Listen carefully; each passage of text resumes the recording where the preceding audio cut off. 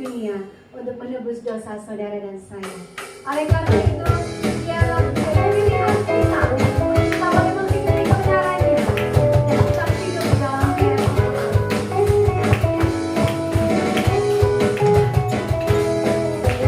kita mendengar sama-sama menyanyi sebagai doa dan kerinduan hati kita.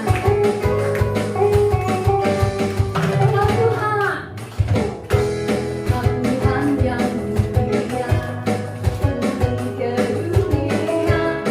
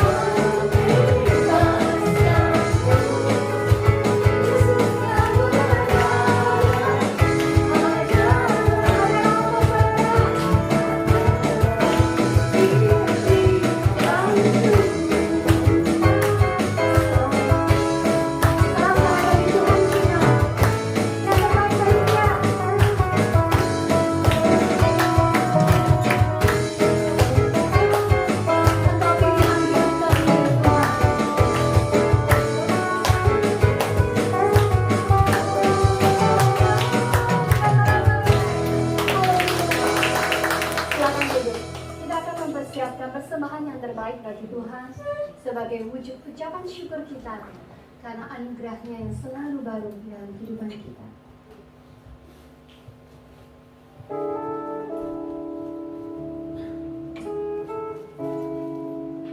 Hari lagi jika Tuhan berkehendak, kita akan mengakhiri tahun 2020. Marilah kita penuhi hari-hari kita dengan ucapan syukur, selalu penuh berterima kasih kepada Tuhan buat setiap proses di dalam kehidupan kita yang boleh kita lalui bersama Dia. Kita ada karena anugerahnya.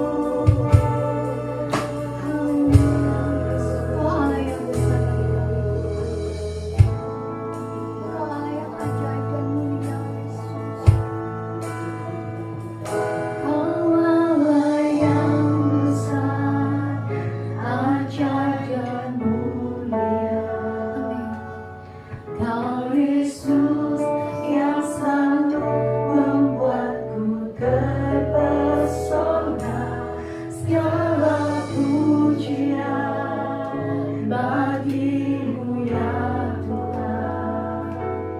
Hanya Kau yang layak lakukan Dia.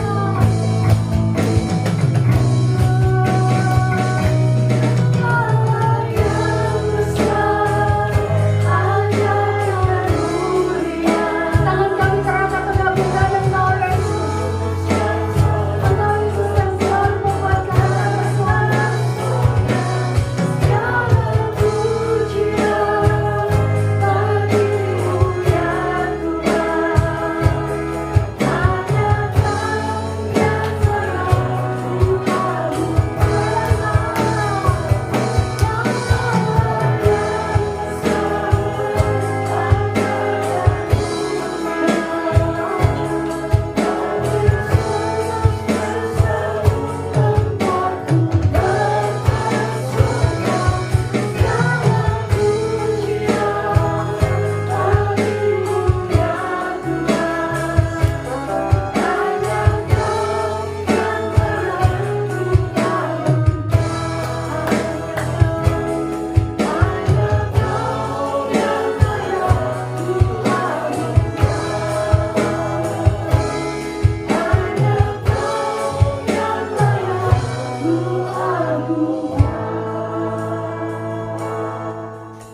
Bapak Ibu Saudara sekalian,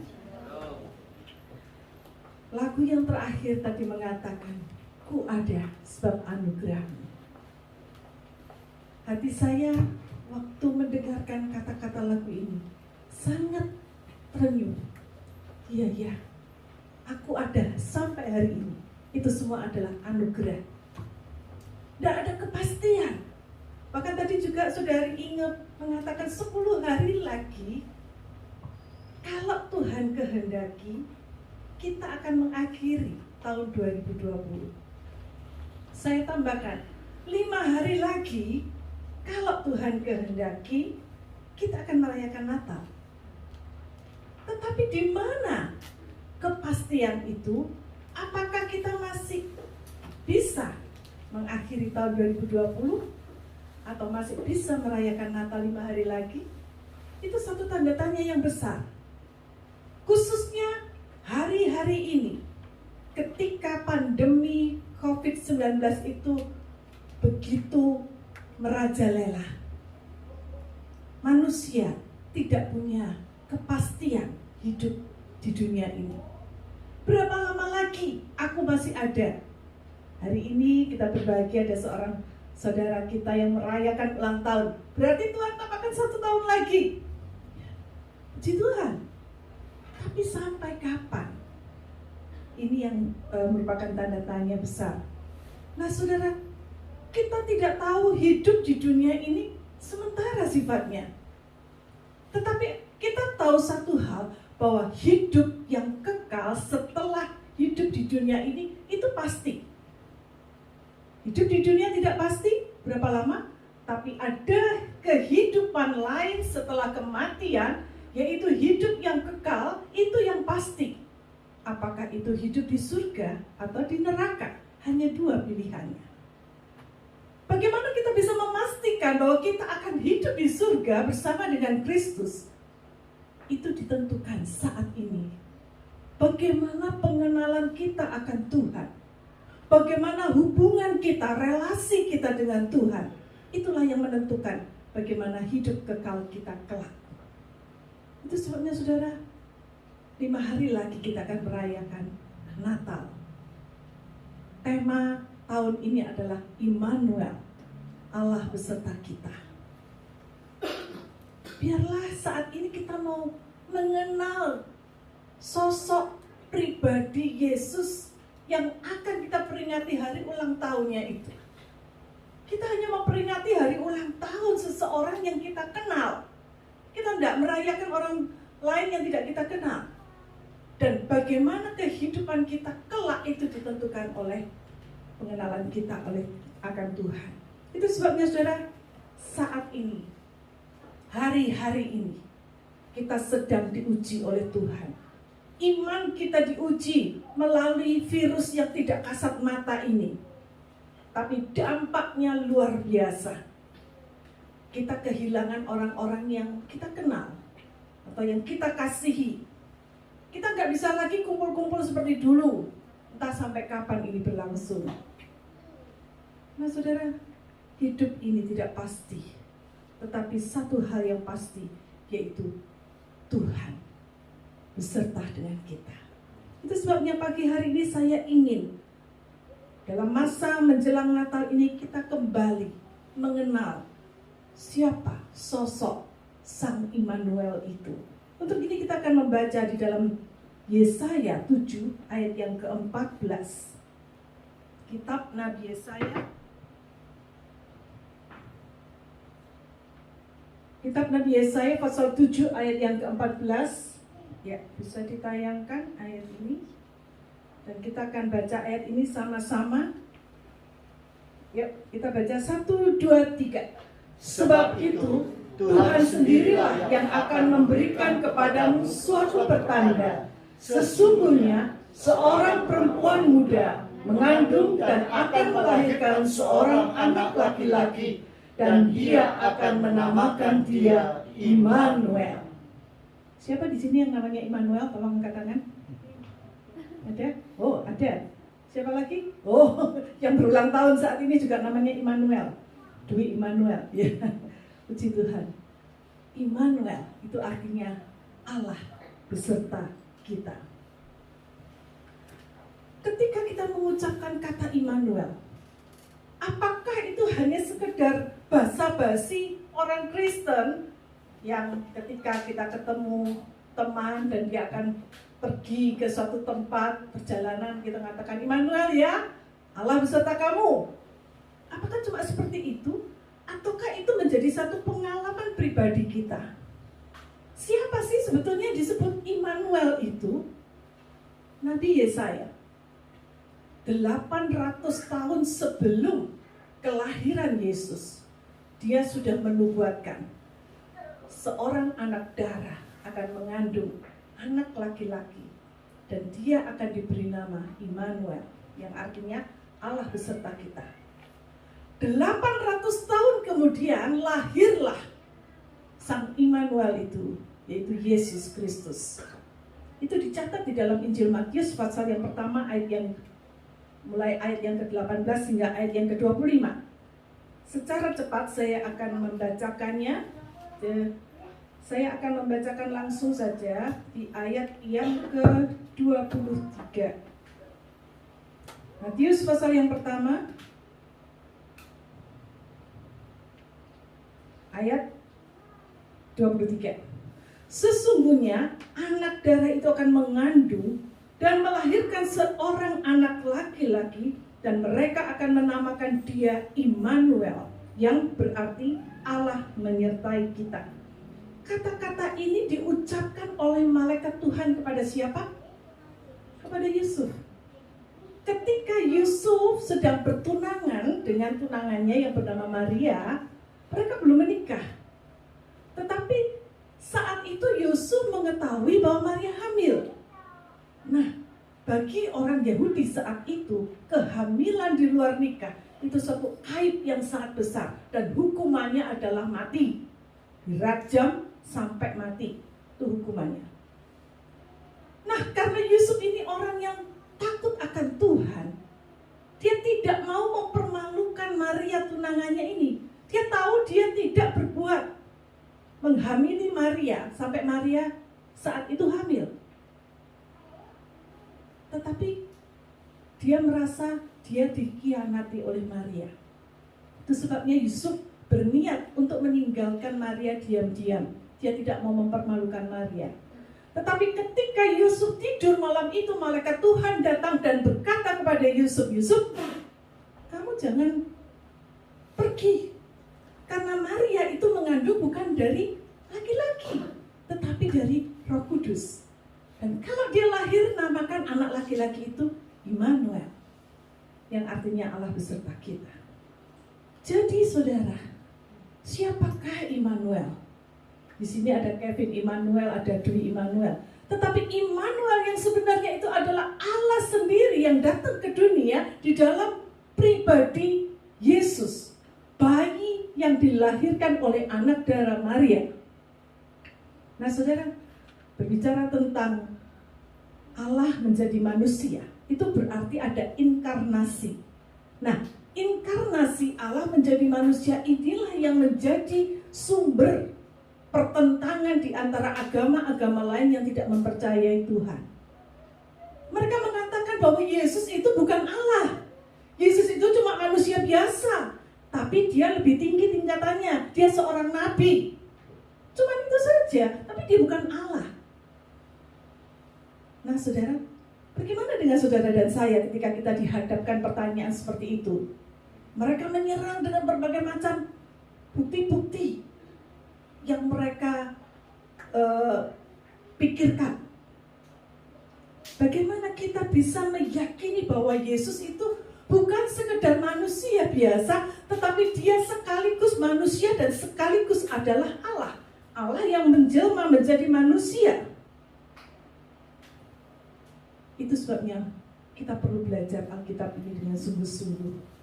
Kita perlu memahami, karena kalau tidak, kita tidak bisa memberi jawab kepada mereka. Kita tidak bisa mempertanggungjawabkan iman kita. Itu sebabnya kalau kita belajar Alkitab, kita mengenal istilah apologetik, ya, apologetika. Itu artinya mempertanggungjawabkan iman dengan menjawab pertanyaan-pertanyaan yang biasa ditanyakan orang. Kita belajar dari situ. Nah, untuk ini saya ingin mengungkapkan kepada saudara supaya pengenalan kita kepada sosok Yesus Kristus itu lebih lengkap dan lebih utuh lagi. Itu sebabnya saya ingin menunjukkan beberapa fakta yang membuktikan bahwa Yesus itu adalah Allah. Fakta yang pertama, ada banyak nubuatan di dalam Perjanjian Lama. Perjanjian Lama ini adalah kitab suci yang sampai hari ini masih dianggap sebagai kitab sucinya orang Yahudi, dan orang Islam sebagian juga meyakini akan beberapa kitab di dalam Perjanjian Lama. Ada banyak nubuatan di dalam kitab Perjanjian Lama yang membuktikan bahwa Yesus itu adalah Allah atau anak Allah. Jadi nubuatan-nubuatan itu digenapi oleh Yesus, ya. Pertama, nubuatan tentang kelahiran. Ada nubuatan tentang dia lahir dari anak darah, virgin birth. Anak darah, virgin, masih perawan. Juga dia akan berasal dari kaum keturunan Daud. Dia akan lahir di Bethlehem. Dan setelah itu juga ada nubuatan yang mengatakan bahwa Raja Herodes seorang raja akan membunuh anak-anak, akan terjadi tangisan yang luar biasa di kota Rama. Itu adalah nubuatan-nubuatan tentang kelahiran Yesus, dan itu tergenapi pada saat Yesus lahir. Ya, kalau saudara membaca kisah kelahiran Yesus, itu semua digenapi. Bukan hanya nubuat tentang kelahirannya, tetapi selama pelayanan Yesus di dunia, itu selama 3,5 tahun Yesus melayani, itu juga sudah dinubuatkan sebelumnya bahwa pelayanannya itu akan dimulai dari tanah Galilea, bahwa dia akan melakukan banyak mukjizat, dia akan mengajar dengan perumpamaan-perumpamaan, dan itu benar-benar digenapi pada saat Yesus ada dan melayani manusia di dunia ini. Kelahirannya tergenapi, pelayanannya tergenapi. Bagaimana dengan kematiannya? Kematiannya pun sudah dinubuatkan sebelumnya oleh nabi-nabi di dalam Perjanjian Lama. Ya, kalau saudara baca dalam Perjanjian Lama itu ada banyak nubuatan bahwa Mesias itu akan masuk ke kota Yerusalem dengan menaiki keledai. Mesias itu akan mengorbankan dirinya dan menyelamatkan orang berdosa. Bagaimana dengan kematiannya? Ini yang sebelum kematian. Tentang kematiannya juga dinubuatkan bahwa dia itu akan dikhianati oleh seorang teman. Ya, dalam hal ini adalah muridnya Yudas Iskariot. Tergenapi. Dia akan dijual dengan harga 30 keping perak. Waktu Yudas Iskariot menyerahkan Yesus ke imam-imam besar, dia mendapat 30 keping perak tergenapi. Waktu dia didera, aniaya, dia akan ditinggalkan oleh murid-muridnya, tergenapi juga. Akan ada saksi-saksi palsu yang menuduh dia. Tubuhnya akan penuh dengan luka-luka, darah bercucuran, dia akan dihina, akan diludahi. Semua terjadi di atas kayu salib. Jubahnya akan diundi, tulang-tulangnya diremukkan, dan masih banyak lagi. Semua tergenapi pada saat Yesus mati di atas kayu salib. Dan bukan hanya saat kematiannya saja, juga pada saat kebangkitannya, dikatakan dia akan bangkit dan naik ke surga. Itu pun tergenapi. Saudara, kalau orang mau belajar sungguh-sungguh Alkitabnya masing-masing, dia akan menemukan kebenaran ini. Tetapi sayang, hanya sedikit orang yang mau belajar dengan sungguh-sungguh dan menerima kebenaran dengan hikmat dari Tuhan. Selebihnya mereka pakai pikirannya sendiri, konsepnya sendiri, dan menolak Mesias itu. Bukti yang lain bukan hanya sekedar nubuatan, tetapi bukti bagaimana ketika Yesus hidup di dunia ini. Ya, kalau kita melihat selama 3,5 tahun dia melayani, nah kita melihat apa yang dilakukan oleh Yesus.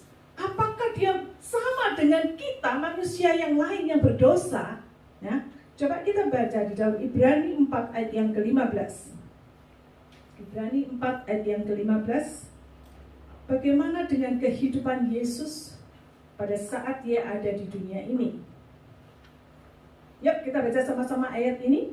2, 3. Sebab imam besar yang kita punya bukanlah imam besar yang tidak dapat turut merasakan kelemahan-kelemahan kita. Sebaliknya, sama dengan kita, ia telah dicobai, hanya tidak berbuat dosa. Nah, saudara, jelas di sini, dia sama dengan kita. Tetapi dia juga ikut turut merasakan kelemahan-kelemahan kita, karena dia ada di dalam tubuh dan daging ini. Ya, dia bisa merasakan sakit, dia bisa merasakan lapar, haus. Dia bisa merasakan kelemahan-kelemahan, bagaimana dia dikhianati, bagaimana dia ditinggalkan seorang diri, dan sebagainya.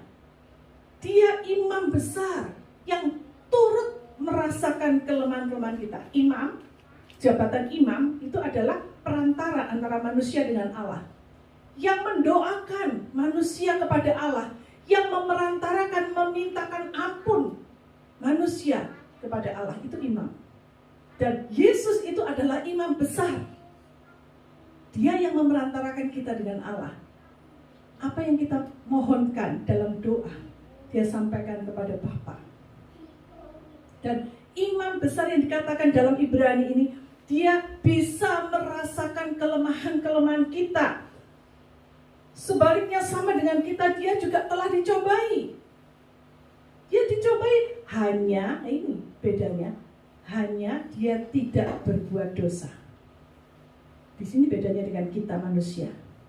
Ketika kita dicobai, seringkali kita jatuh dalam dosa.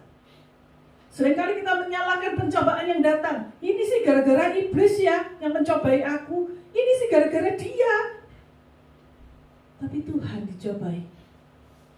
Walaupun demikian, ketika saat dia lapar di padang gurun 40 hari puasa, dia dicobai oleh iblis. Iblis mengatakan, ini loh batu, ubahlah batu ini menjadi roti dan makanlah. Kamu kan anak Allah, kamu bisa lakukan. Kalau Yesus mau nuruti emosi saat itu, dia akan ubah batu itu jadi roti. Mungkin dia akan pilih batu yang lebih gede lagi supaya dia makan kenyang. Tapi Yesus tidak mau melakukan itu. Dia tidak mau dicobai dan dia tidak mau berbuat dosa. Di situ bedanya. Di sini kita bisa melihat Yesus turut merasakan kelemahan. Dia turut dicobai, tetapi dia tidak mau berbuat dosa. Ayat yang lain lagi coba kita baca 1 Petrus 1 ayat yang ke-19. Coba kita baca ayat ini untuk meyakinkan kita siapakah Yesus itu. 1 Petrus 1 ayat yang ke-19. Kita baca sama-sama ayat ini. Melainkan dengan darah yang mahal, yaitu darah Kristus yang sama seperti darah anak domba yang tak bernoda dan tak bercacat. Ya, saya bacakan ayat sebelumnya. Ayat 18 mengatakan, sebab kamu tahu bahwa kamu telah ditebus dari cara hidupmu yang sia-sia, yang kamu warisi dari nenek moyangmu itu, bukan dengan barang yang fana, bukan pula dengan perak atau emas, melainkan dengan darah yang mahal, yaitu darah Kristus yang sama seperti darah anak domba yang tidak bernoda dan tidak bercacat. Anak domba itu biasanya dalam perjanjian lama dipersembahkan untuk menebus dosa manusia, ya, itu sebagai gantinya. Tapi anak domba itu harus dipilih yang tidak bercacat, tidak bernoda, yang sempurna, yang putih bersih, yang sehat, yang gemuk. Itu yang dipersembahkan. Dan dikatakan darah Yesus itu sama seperti darah anak domba yang tidak bercacat dan bernoda. Karena dia tidak berbuat dosa, maka persembahan hidupnya itu adalah persembahan yang berkenan kepada Bapa. Itulah yang sanggup menebus dosa seluruh umat manusia di dunia yang mau percaya kepadanya. Jadi kita melihat bahwa di dalam kehidupan Yesus, dia tidak dikotori dengan cacat atau dosa. Bahkan juga dalam 1 Petrus 2 ayat 22 mengatakan begini. 1 Petrus 2 ayat 22. Coba kita baca ayat ini sama-sama. 2, 3. Ia tidak berbuat dosa dan tipu tidak ada dalam mulutnya.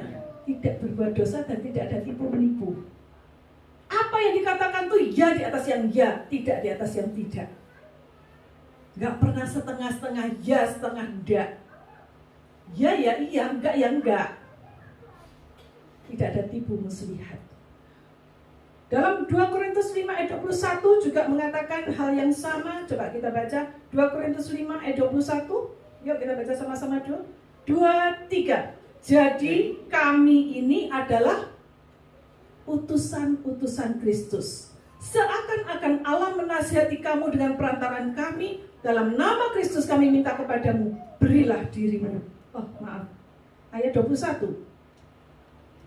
5 ayat 21. saya yang salah. 2, 3. Dia yang tidak mengenal dosa telah dibuatnya menjadi dosa karena kita, supaya dalam dia kita dibenarkan oleh Allah. Dia yang tidak berbuat dosa dibuat menjadi berdosa supaya kita bisa dibenarkan di hadapan Allah. Ini hukum tebus menebus. Karena dia harus menebus dosa kita, maka dia yang mengorbankan diri menggantikan hukuman kita. Ini yang sudah dilakukan oleh Yesus di atas kayu salib. Kematiannya itu, kehidupannya yang tidak berbuat dosa, itu yang membuat Yesus lolos untuk menjadi penebus umat manusia. Kalau orang berdosa nggak bisa menebus orang berdosa lainnya. Apa podo dosane kok? Tapi karena dia tidak berbuat dosa, walaupun dia saat itu menjadi manusia yang terbatas, maka dia memenuhi kualitas untuk menjadi penebus dosa. Dan kita lihat yang lain, bagaimana kita bisa membuktikan bahwa Yesus itu memang benar-benar Allah. Selain dari kelahirannya sudah dinubuatkan, kehidupan yang tanpa cacat celah selama di bumi, apalagi kematian dan kebangkitannya.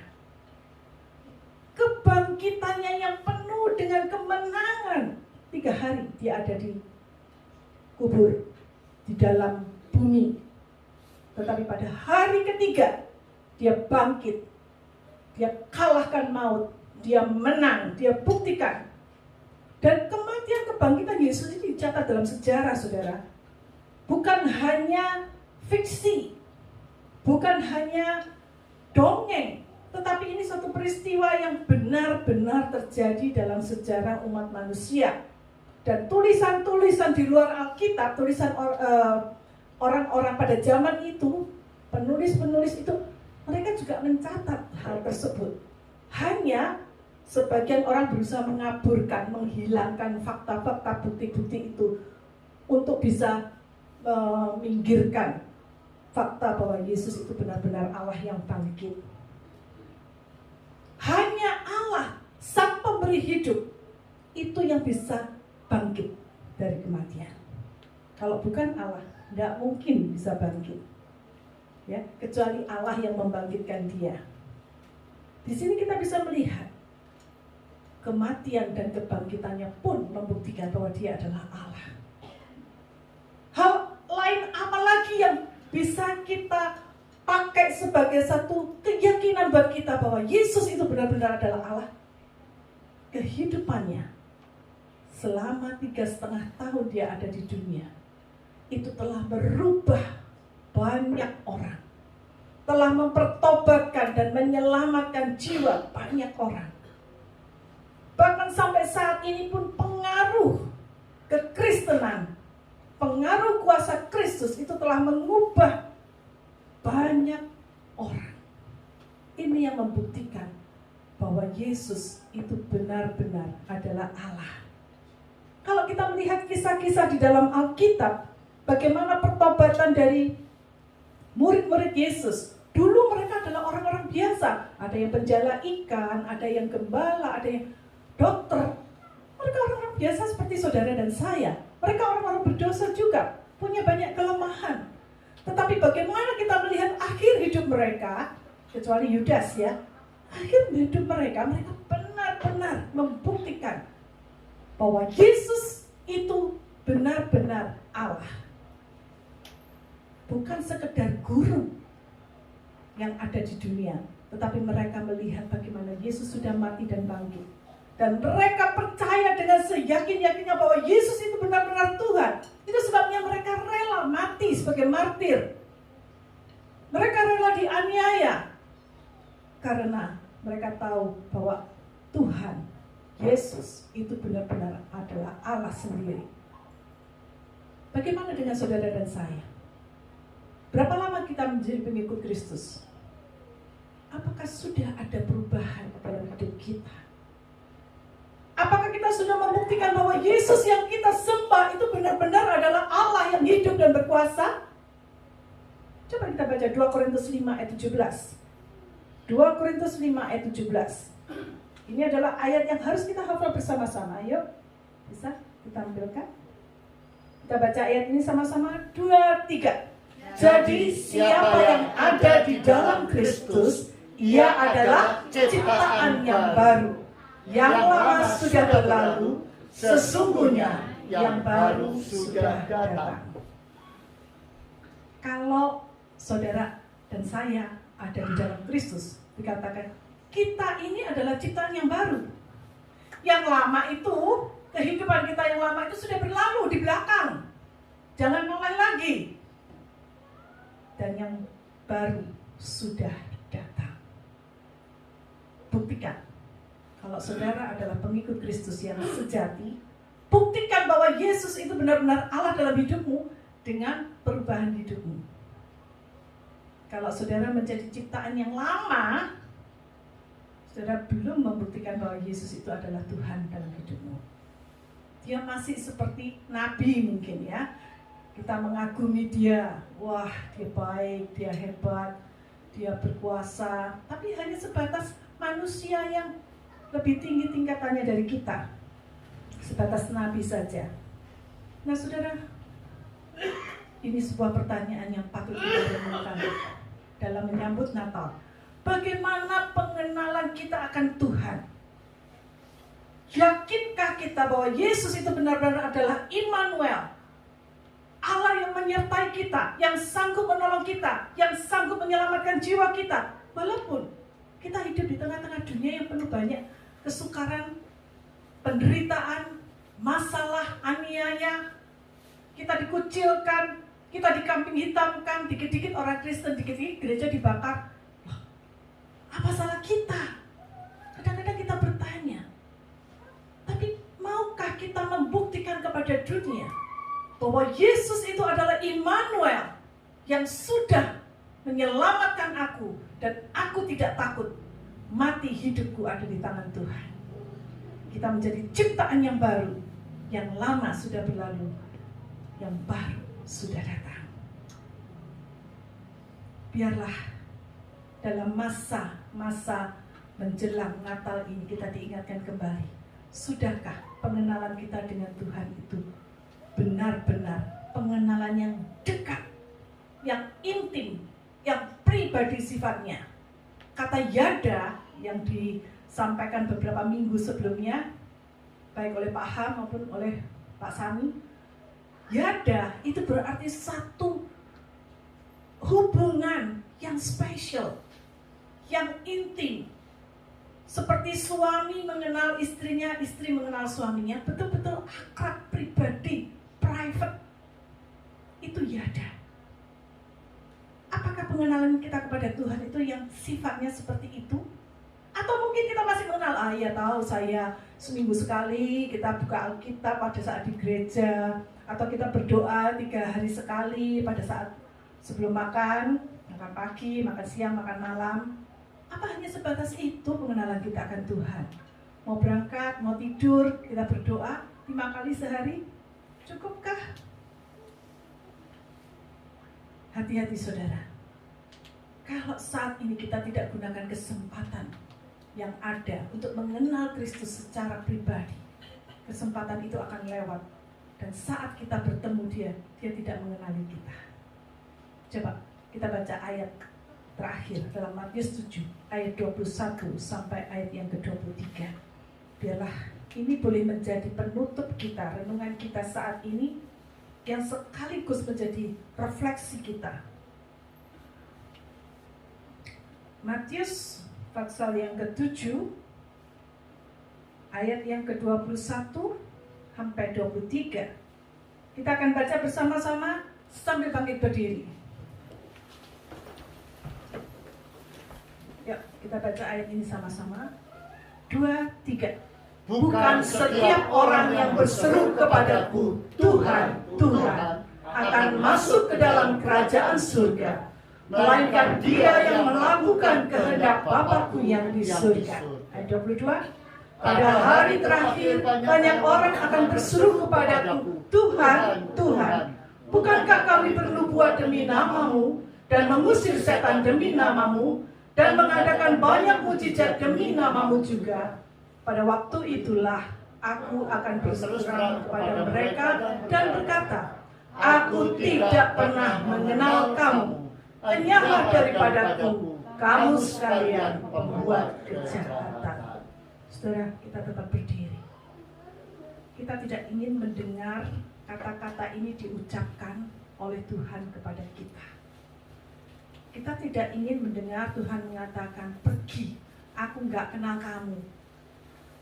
Bukannya Tuhan tidak kenal kita, tetapi Tuhan tidak mengenal kita karena kita tidak mau mengenal dia secara pribadi. Karena hubungan kita jauh. Tuhan tidak menjadi yada dalam hidup kita. Maka itu sebabnya dia mengatakan, sorry, maaf, aku tidak kenal kamu, pergi. Marilah saat ini kita mau memeriksa kembali, bagaimana saya sudah mengenal Tuhan saya. Immanuel itu adalah Allah beserta dengan kita. Sudahkah itu menjadi nyata dalam hidup kita?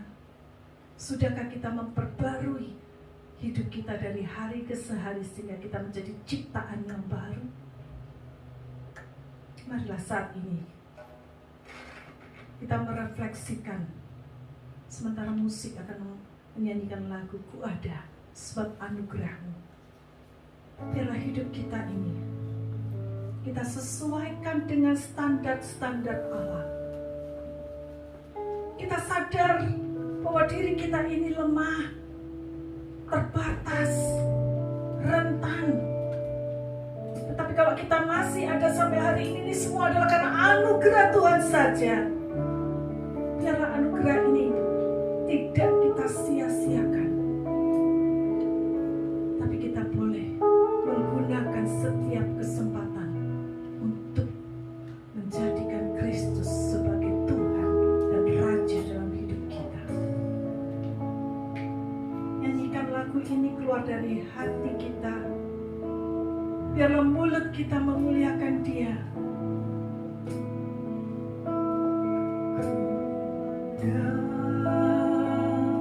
Sebab anugerah-Mu ku ada,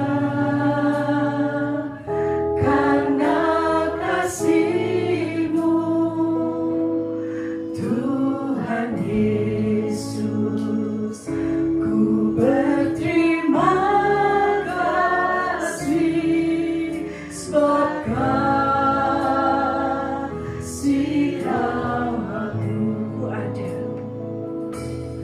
ku ada, sebab anugerah-Mu ku ada, karena kasih-Mu Tuhan Yesus, ku berterima kasih buat kasih-Mu. Terima kasih Yesus. Terima kasih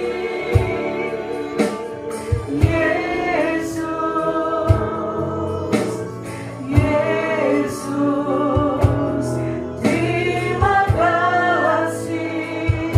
Hanya semuanya karena anugerah-Mu Tuhan.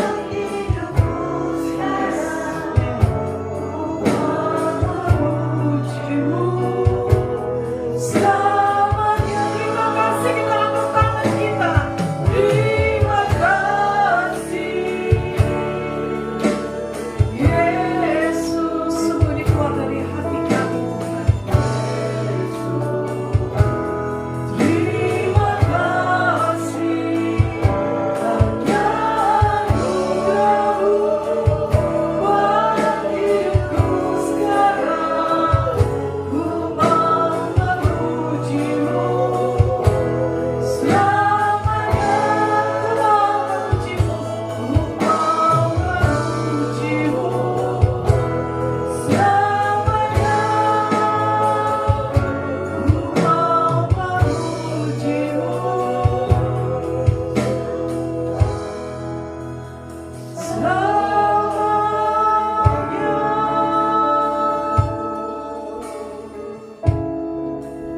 Terima kasih Tuhan. Terima kasih Allahku. Terima kasih Tuhan. Hanya oleh anugerah-Mu kami ada hingga saat ini. Biarlah hidup kami ini tidak kami sia-siakan, karena kami akan menghargai anugerah Tuhan itu dengan melakukan kehendak-Mu, menjadi seperti Engkau, diperbaharui dari hari ke hari. Jadikan kami ciptaan yang baru di dalam Kristus.